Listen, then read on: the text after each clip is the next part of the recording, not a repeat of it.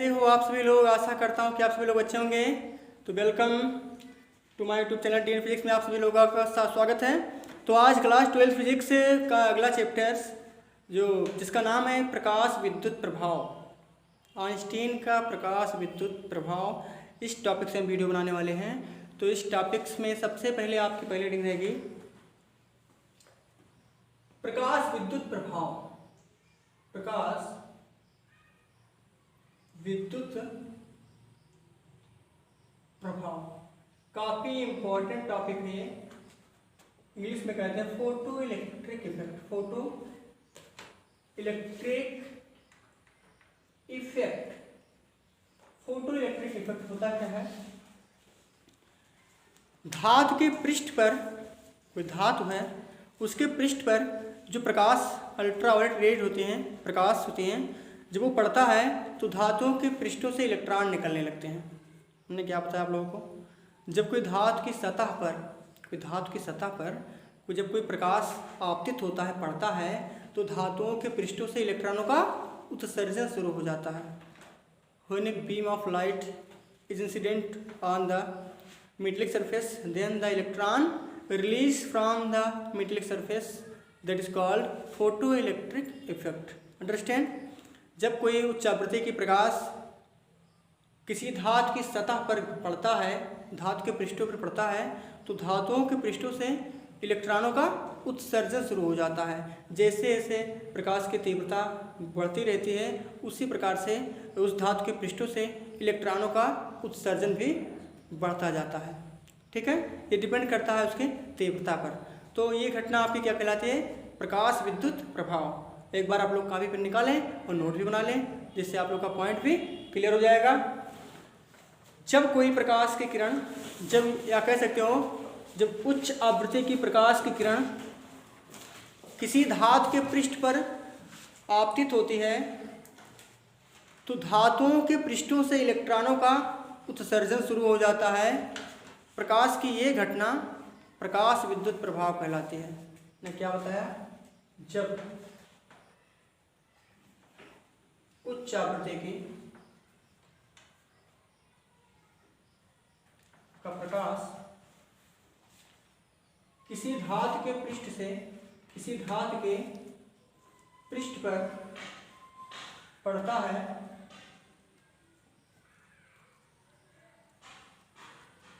तो उस धातु के पृष्ठ से, उस धातुओं के पृष्ठों से, उस धातुओं के पृष्ठों से इलेक्ट्रॉनों का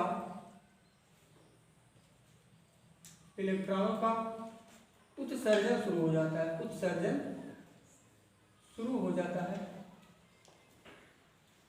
जाता है। प्रकाश की इस घटना को क्या कहते हैं? प्रकाश की इस घटना को प्रकाश विद्युत प्रभाव कहते हैं। क्या कहते हैं? प्रकाश विद्युत प्रभाव कहते हैं। प्रकाश विद्युत प्रभाव की व्याख्या सर्वप्रथम 1887 ईस्वी में हर्ट्ज नामक वैज्ञानिक ने किया था। हर्ट्ज नामक वैज्ञानिक ने किया था। 1887 ईस्वी में हर्ट्ज नामक वैज्ञानिक ने प्रकाश विद्युत प्रभाव की व्याख्या की, इसके बारे में बताया।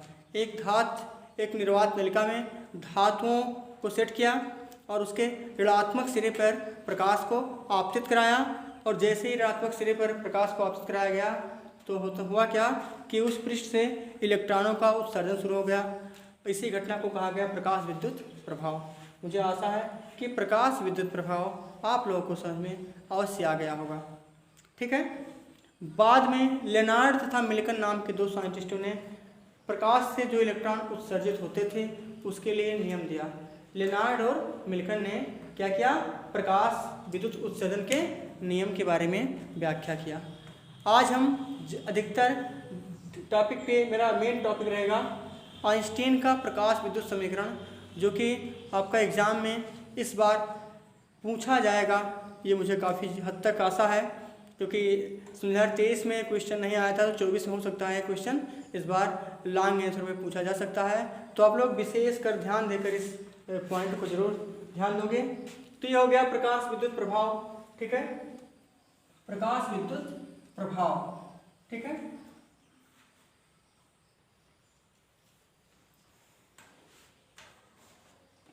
प्रकाश विद्युत प्रभाव की व्याख्या बाद में मैक्सवेल प्लांक आए, प्लांक्स ने अपने क्वांटम थ्योरी दिया, उस थ्योरी को पढ़ के, उस थ्योरी को स्टडी करके आइंस्टीन ने प्रकाश विद्युत समीकरण दिया, जो काफ़ी इम्पोर्टेंट माना जाता है, ठीक है। इसके बिना पेपर जो है बनता ही नहीं है। तो इसके बाद हम पढ़ते हैं छोटे छोटे कुछ टॉपिक्स हैं उसके बारे में। देहली आवृत्ति क्या है, इसको भी जान लीजिए आप लोग। देहली आवृत्ति इंग्लिश में कहते हैं थ्रेशोल्ड फ्रीक्वेंसी, थ्रेशोल्ड फ्रीक्वेंसी कहते हैं। क्या कहते हैं इसको? Threshold frequency. ये क्या है? देखो, किसी भी सतह पर अगर आप कम प्रकाश डालेंगे, कम तीव्रता का प्रकाश आपतित करवाएंगे, तो हो सकता है एक निश्चित वैल्यू से अगर प्रकाश की मात्रा कम होगी तो धातुओं के पृष्ठों से इलेक्ट्रॉनों का उत्सर्जन नहीं हो पाएगा। लेकिन एक नियत मान पर आप कोई आपतित प्रकाश आपतित कराएंगे, पृष्ठों पर आपतित होगा, तो जाहिर सी बात है कि उस पृष्ठों से इलेक्ट्रॉन उत्सर्जन हो सकेगा। तो वह न्यूनतम आवृत्ति की ऊर्जा आपतित प्रकाश की, इसकी परिभाषा आप लोग एक बार कॉपी पर निकाल लें, नोट कर लें, ठीक है। तो देहली आवृत्ति क्या होती है? आपतित प्रकाश की वह न्यूनतम आवृत्ति जो धातु के पृष्ठों से इलेक्ट्रॉनों को उत्सर्जन कराने में सक्षम होती है, उसे क्या कहते हैं? देहली आवृत्ति कहते हैं। एक बार रिपीट कर रहा हूँ इस डिफिनेशन को। आपतित प्रकाश की वह न्यूनतम आवृत्ति जो किसी धातु के पृष्ठ से इलेक्ट्रॉनों को उत्सर्जन कराने में सक्षम होती है, उसे देहली आवृत्ति कहते हैं। कहने का मतलब ये है कि देहली आवृत्ति से कम प्रकाश, अगर कोई प्रकाश है वो आपतित हो रहा है, तो उसकी आवृत्ति अगर देहली आवृत्ति से भी कम होगी तो धातुओं के पृष्ठों से इलेक्ट्रॉनों का उत्सर्जन बिल्कुल नहीं होगा। क्या होगा? धातुओं के पृष्ठों से इलेक्ट्रॉनों का उत्सर्जन बिल्कुल नहीं होगा। मेरे प्यारे बच्चों, अगर इससे ज़्यादा एनर्जी का आप प्रकाश ले रहे हैं तो बिल्कुल होगा, लेकिन यह आपका पॉजिटिव सिरा है, आपका नेगेटिव सिरा है, ठीक है। इस पर एक हमने बैटरी लगा दिया है, इसको बैटरी कहा गया, बी विभवांतर अर्पित किया गया है। इसमें करंट फ्लो हो रहा है। क्या हो रहा है? करंट फ्लो हो रहा है, ठीक है। कहाँ से कहाँ तक? पॉजिटिव सिरे से। इसको हमने नेगेटिव माना और इसको हमने पॉजिटिव सिरा माना, क्योंकि पॉजिटिव से आपका करंट, नेगेटिव से इस प्रकार से फ्लो होता है करंट, ठीक है। अब इस पर क्या हुआ? इस प्लेट पे प्रकाश आया, आपतित प्रकाश कराया गया। ये प्रकाश क्या हुआ? HNU प्रकाश आया। तो इस पे जब प्रकाश आया तो इससे मुक्त इलेक्ट्रॉन निकलना शुरू हो गए। मुक्त इलेक्ट्रॉन यहाँ से, मुक्त इलेक्ट्रॉन को नेगेटिव चार्ज कहते हैं। तो मुक्त इलेक्ट्रॉन इस साइड में इधर से गति करना शुरू किए, तो मुक्त इलेक्ट्रॉन निकल के पॉजिटिव डायरेक्शन में आना शुरू कर दिए।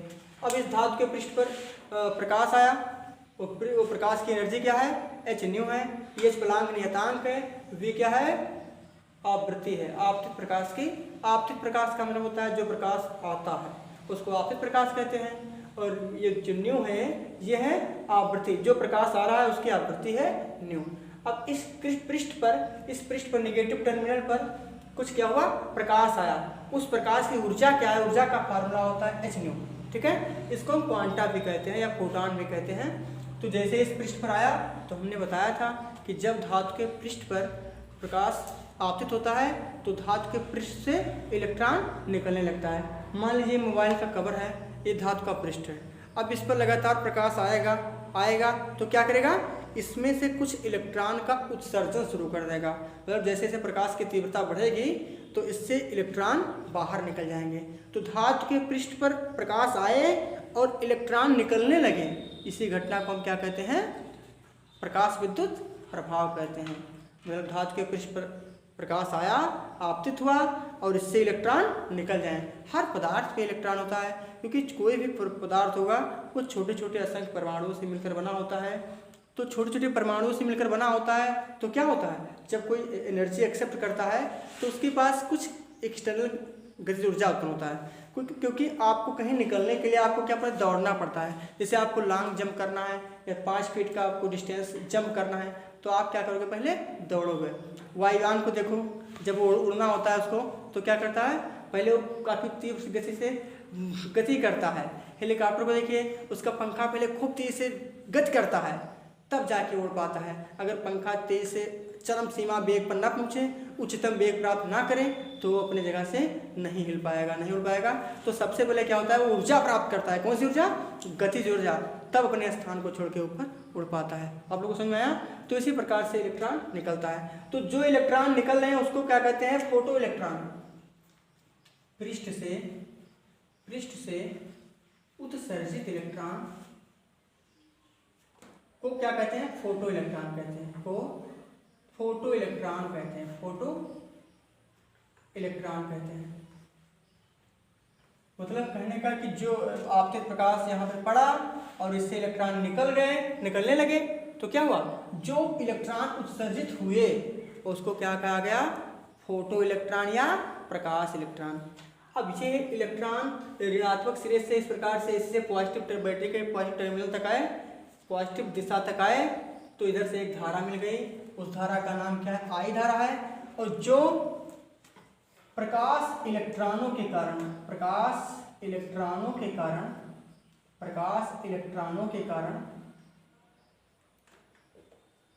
जो धारा प्रवाहित होती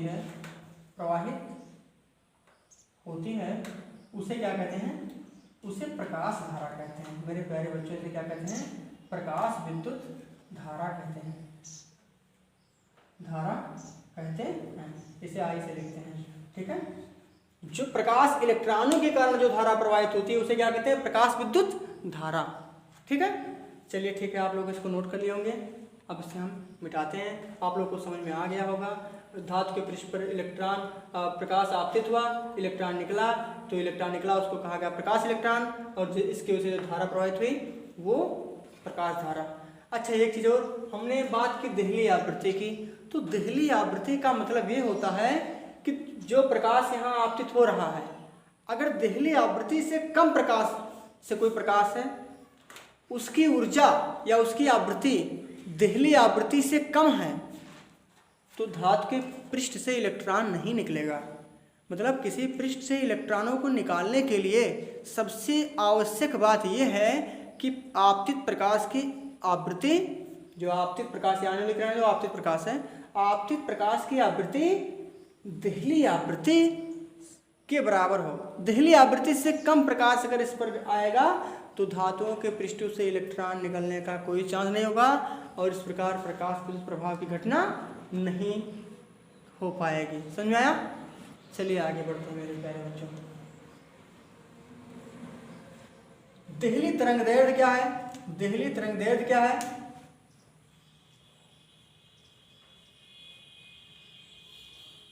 वह न्यूनतम तरंग आपतित प्रकाश की वह न्यूनतम तरंगदैर्घ्य जिस पर इलेक्ट्रॉन उत्सर्जन ना कर सके, उसे क्या कहते हैं। अब आगे छोटी टॉपिक की बात करता हूँ, प्लांक्स की क्वांटम थ्योरी। प्लांक्स का क्वांटम सिद्धांत, क्वांटम सिद्धांत ये क्या है, प्लांक्स का क्वांटम क्या है। सन 1900 में, 19वीं शताब्दी 1900 में मैक्स प्लांक ने क्वांटम सिद्धांत दिया। क्या दिया, प्रकाश के क्वांटम सिद्धांत, प्रकाश के क्वांटम सिद्धांत का प्रतिपादन किया। ठीक है, मैक्सवेल प्लांक ने क्या किया, मैक्सवेल प्लांक ने प्रकाश के नेचर को क्या कहा, कण माना था, कि प्रकाश में कण की तरह से व्यवहार करता है। हाइगेंस ने माना था कि प्रकाश तरंग की तरह व्यवहार करता है। हाइगेंस ने बाद में उसके एक और साइंटिस्ट आए, फ्रेस्नेल नाम था, हाइगेंस के 140 वर्ष के बाद वो उन्होंने बताया कि प्रकाश तरंग की तरह से व्यवहार करता है और वो अनुप्रस्थ प्रकृति होती है, ट्रांसवर्स नेचर उसका होता है। तो इस प्रकार से 19वीं शताब्दी में मैक्सवेल प्लांक ने क्वांटम सिद्धांत का प्रतिपादन किया। इस सिद्धांत के अनुसार किसी वस्तु से ऊर्जा का उत्सर्जन, किसी वस्तु से ऊर्जा का उत्सर्जन या अवशोषण मतलब होता है ग्रहण करना, उत्सर्जन मतलब होता है निकलना, अवशोषण किसी वस्तु से ऊर्जा का उत्सर्जन या अवशोषण ऊर्जा के छोटे छोटे पैकेटों या बंडलों के रूप में होता है। प्रत्येक बंडल को क्या कहते हैं? प्रत्येक पैकेट या बंडलों को क्वांटा या फोटान कहा जाता है। क्या कहते हैं? फोटान कहा जाता है। अगर आपतित प्रकाश, आइंस्टीन ने तो इसे क्वांटा का नाम फोटान दे दिया था। आइंस्टीन ने 1905 में इस क्वांटा का नाम क्या दिया? फोटान दिया। प्रकाश की बात अगर की जाए तो in the case of light quanta is called photon and matter waves condition में यही क्या होता है? क्वांटा। कण की प्रकृति अगर मानी जाए प्रकाश को तो क्या होता है? वो क्वांटा होता है। मैटर वेव के द्रव्य तरंग की बात की जाए तो ठीक है। तो ये होता है आपका प्रत्येक फोटान की जो एनर्जी होती है, प्रत्येक फोटान की ऊर्जा, प्रत्येक फोटानों या क्वांटा की ऊर्जा जो होती है E बराबर होती है h न्यू। क्या होता है? h new. जहाँ h क्या है? प्लांक नियतांक है और म्यू क्या है? ये आपका प्रकाश की आवृत्ति है। क्या है? प्रकाश की आवृत्ति है। ठीक है। प्रकाश की आवृत्ति कहीं एक माध्यम से दूसरे माध्यम में जाती है तो नहीं बदलती, बाकी तरंगदैर्घ्य वेग बदल जाता है। तो ये प्लांक नियतांक है, ये प्रकाश की आवृत्ति है। हर एक फोटान की ऊर्जा क्या होता है? E बराबर h न्यू। और ये सतत नहीं होता है बल्कि डिसकॉन्टिन्यूस होता है। आप लोग इसे नोट कर लें, समझें और विचार कीजिए। जो पॉइंट आपको अगर समझ में नहीं आता है तो कमेंट कीजिए, उस पॉइंट को मैं अगेन पढ़ाने का प्रयास करूँगा। ठीक है। लेकिन आप लोग समझते रहिए। चैनल अगर आप लोगों को पसंद आए, इस पर अगर आपको लगे कि कुछ समझ में आ रहा है तो प्लीज़ मेरे चैनल DM फिजिक्स को लाइक सब्सक्राइब अवश्य करिए और अपने मित्रों के साथ शेयर भी करिए। ज्ञान का प्रसार भी चलता रहेगा, काफ़ी बच्चों को फायदा भी होगा। लेकिन चैनल को सब्सक्राइब करना बिल्कुल मत भूलिएगा। ठीक है। तो ये हो गया आपका पॉइंट। अब आते हैं प्लांक की क्वांटम थ्योरी आपको समझा गई। अब आते हैं आइंस्टीन का प्रकाश विद्युत समीकरण जो काफ़ी इम्पोर्टेंट है। आइंस्टीन का प्रकाश विद्युत समीकरण क्या है? ठीक है। आइंस्टीन का प्रकाश विद्युत समीकरण काफी इंपॉर्टेंट है। 2024 में आने के पूरे चांसेस हैं इसको। 2024 में बिल्कुल पक्का है कि आ जाएगा। इस बार 5 अंक में आता है। ये 5 अंकों में आता है, 1-2 नंबर में नहीं है, इसमें 5 अंक में आता है। अच्छा, इसमें क्या कहा इन्होंने? अल्बर्ट आइंस्टीन ने प्लांक्स के क्वांटम सिद्धांत के 4 वर्ष या 5 वर्षों के बाद 1905 में आए और प्लांक्स के क्वांटम सिद्धांत का अनुसरण किया, स्टडी किया। और प्लांक्स के क्वांटम सिद्धांत के आधार पर आप लोग बात ना कीजिए, समझिए मेरे पॉइंट्स को। आइंस्टीन ने प्रकाश विद्युत प्रभाव की व्याख्या 1905 में की। किसके आधार पर की? मैक्सवेल प्लांक्स के थ्योरी के अनुसार। आइंस्टीन ने मैक्स प्लांक के क्वांटम सिद्धांत के आधार पर 1905 में प्रकाश विद्युत प्रभाव की व्याख्या की। उन्होंने बताया कि जब कोई पृष्ठ पर कोई प्रकाश आपतित होता है तो इन्होंने क्या कहा? इन्होंने क्वांटा नहीं कहा प्रकाश को, प्रत्येक ऊर्जा के छोटे छोटे पैकेट को क्या कहा इन्होंने? फोटान नाम दिया। क्या क्या नाम दिया इन्होंने? फोटान नाम दिया। कि जो प्रकाश छोटे छोटे पैकेटों के रूप में गिरता है, किस पे गिरता है? धातु के पृष्ठों पर गिरता है, तो उसे का क्या नाम दिया गया? फोटान नाम दिया। तो फोटान नाम दिया गया। तो धातु के पृष्ठ में जो इलेक्ट्रॉन होते हैं, धातु के पृष्ठों में, ये धातु का पृष्ठ है, इस पे जो इलेक्ट्रॉन होता है, सबसे पहले जब कोई प्रकाश इस पर आपतित होता है तो क्या होता है? इसका प्रत्येक इलेक्ट्रॉन प्रत्येक फोटान को एक्सेप्ट करता है। जिससे मान लीजिए इस पर 100 फोटान हैं, 100 इलेक्ट्रॉन हैं, तो 100 फोटान आएगा तो हर एक फोटान प्रत्येक इलेक्ट्रॉन से अनुक्रिया करेगा। किससे करेगा? एक फोटान एक इलेक्ट्रॉन से, और समस्त ऊर्जा अपनी खो देगा। जो आने वाला फोटान था उसकी जो ऊर्जा थी h था, जो उसकी एनर्जी h था, वो जैसे ही किसी एक इलेक्ट्रॉन पे आपतित हुआ, टकराया, अपनी समस्त ऊर्जा को उन्होंने किसको दे दिया? उस इलेक्ट्रॉन को दे दिया। अब इलेक्ट्रॉन ने उस ऊर्जा को दो भागों में एक्सेप्ट किया। सबसे पहले जैसे ही ऊर्जा को ग्रहण किया, h फोटान की ऊर्जा को एक इलेक्ट्रॉन ग्रहण किया, तुरंत क्या हुआ? वो क्रिस्टल में, धातु के पृष्ठ में पहले गति करने लगा। जब वह अधिकतम वेग प्राप्त कर लिया, जैसे मैंने बताया था ना, जब पंखे की चाल बहुत अधिकतम हो जाए तो उड़ जाता है हेलीकॉप्टर। तो जब उस फ्री इलेक्ट्रॉनों का, मुक्त इलेक्ट्रॉनों का वेग बहुत बढ़ गया, बहुत ज़्यादा बढ़ गया, तो पृष्ठों को छोड़कर वो रिलीज हो गया। और लगातार ये प्रक्रिया, फोटॉन एक्सेप्ट हुआ, इलेक्ट्रॉन गति प्रदान किया, गतिज ऊर्जा में कुछ ऊर्जा उसको क्रिस्टल में गति ऊर्जा प्रदान करने में लग गई, और कुछ ऊर्जा बाहर निकालने में व्यय हो गई। तो एक पॉइंट मेरा और है, उसको समझिए। कार्य फलन क्या होता है, इसको भी जान लीजिए।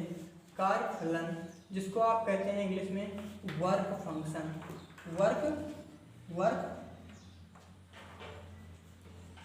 वर्क फंक्शन क्या होता है? The minimum energy of incident light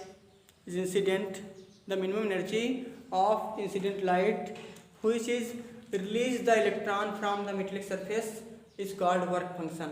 It can denoted by W h nu 0। हमने क्या कहा? हमने बताया कार्यफलन क्या होता है?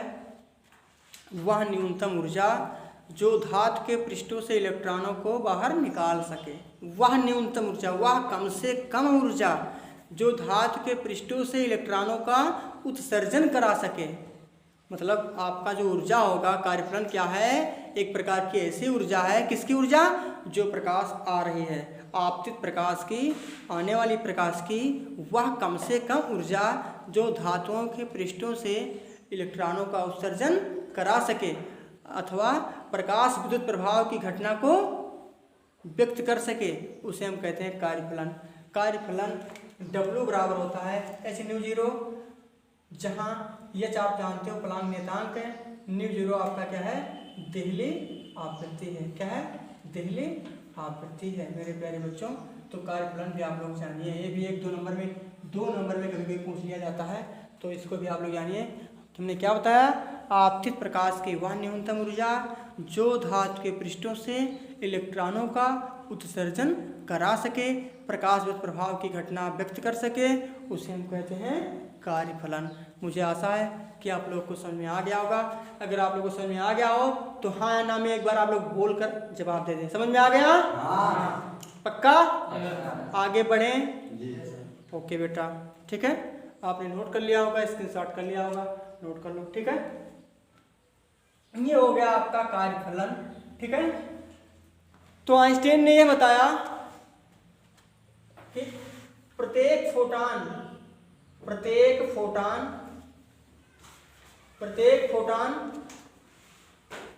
धातु के पृष्ठ से इलेक्ट्रॉन, पृष्ठ में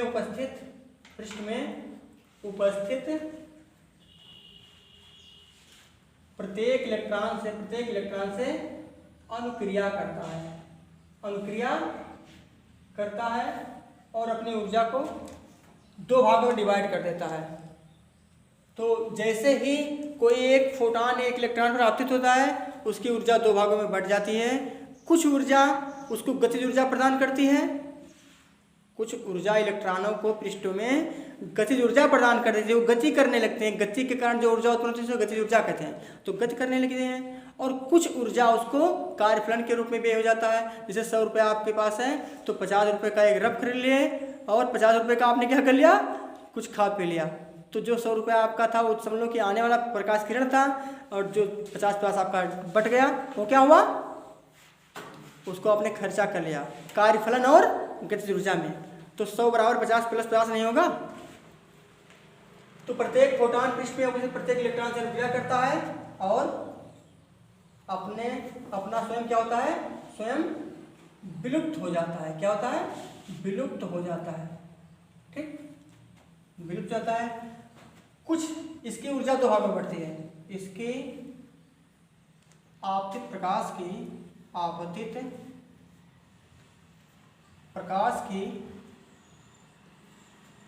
ऊर्जा दो भागों में बढ़ती है, दो भागों में बट जाती है।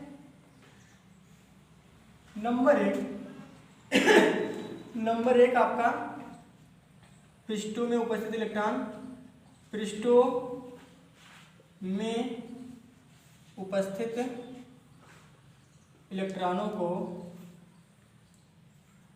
गतिज ऊर्जा प्रदान करता है, गतिज ऊर्जा प्रदान करता है, जिसको E से लिखते हैं। दूसरा, बची हुई ऊर्जा इलेक्ट्रॉनों को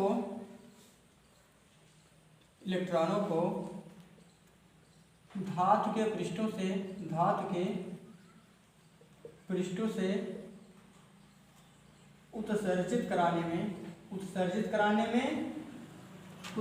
कराने में या बाहर निकालने में, कह सकते हो बाहर निकालने में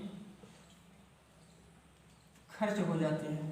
आप लोग नोट बनाते रहिएगा। तो जो आपकी एनर्जी होगी, जिसे हम क्या कहते हैं, कार्यफलन, जिसे क्या कहते हैं, जिसे कार्यफलन कहते हैं, जिसे कार्यफलन W कहते हैं। ठीक है, अगर हम इन दोनों ऊर्जा को जोड़ दें तो आपका प्रकाश की ऊर्जा के योग के बराबर हो जाएगा। नोट कर लो आप लोग इसे, और इसको हम मिटा देते हैं। नोट कर लो बेटा, नोट हो गया। ओके बेटा, आगे बढ़े। ठीक है, आगे बढ़ता हूँ मेरे प्यारे बच्चों। आप लोग धीरे धीरे इसको समझिए कि इम्पोर्टेंट बहुत है, विश्वास माने मेरे प्यारे बच्चों, आज जरूर जाएगा एग्जाम में। तो आपके प्रकाश की फोटॉनों की ऊर्जा क्या होती है, फोटॉनों की ऊर्जा क्या होती है, फोटॉनों की ऊर्जा E बराबर होता है h न्यू, समीकरण नंबर 1 मान लो। दूसरा पॉइंट क्या था, कार्यफलन क्या होता है, कार्यफलन होता है W बराबर h न्यू 0, समीकरण नंबर 2। यदि इलेक्ट्रॉनों का अधिकतम वेग v मैक्सिमम हो तो उसकी गतिज ऊर्जा क्या होगी, तो उसकी गतिज ऊर्जा होगी क्या, उसकी गतिज ऊर्जा होगी E के बराबर 1/2 mv मैक्सिमम स्क्वायर होता है, समीकरण नंबर 3। अब ये ऊर्जा जो होती है इन दोनों के बराबर, ये जो कार्यफलन है आपका, ये इलेक्ट्रॉनों को बाहर निकालता है और ये क्या करता है, गतिज ऊर्जा प्रदान करता है। तो दोनों में इसकी जो ऊर्जा है ये इन दोनों में नष्ट हो जाती है। तो मैं लिख सकता हूँ E बराबर E के प्लस W। यही है आपका आइंस्टीन का प्रकाश वर्ग समीकरण का पॉइंट। ठीक है, इधर से मैं नोट करता हूँ, अब आप लोग देखिए ध्यान से। ये आप समीकरण 1 में इसका मान और इसका मान इसमें रख दो, इसमें तो रखोगे तो E बराबर होता है h में। E के बराबर क्या होता है, E के बराबर क्या होता है, E के बराबर क्या होता है 1/2 mv maximum square plus h new 0। h new 0 को इधर ले आओ तो h न्यू 0 बराबर 1/2 mv मैक्सिमम स्क्वायर। मिटा दे सर, चलो ठीक है, मिटा दे रहा हूँ।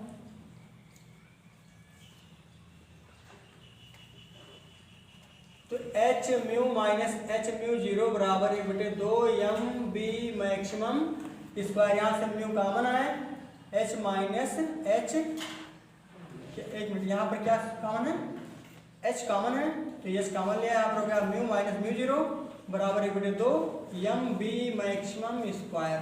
यही आइंस्टीन का प्रकाश समीकरण है, यही आइंस्टीन का प्रकाश विद्युत समीकरण है। मुझे आशा है कि आपको समझ में आ गया होगा। तो आज के लिए इतना ही, नोट बना लेना, फिर मिलते हैं नेक्स्ट वीडियो में। Thanks for watching my video.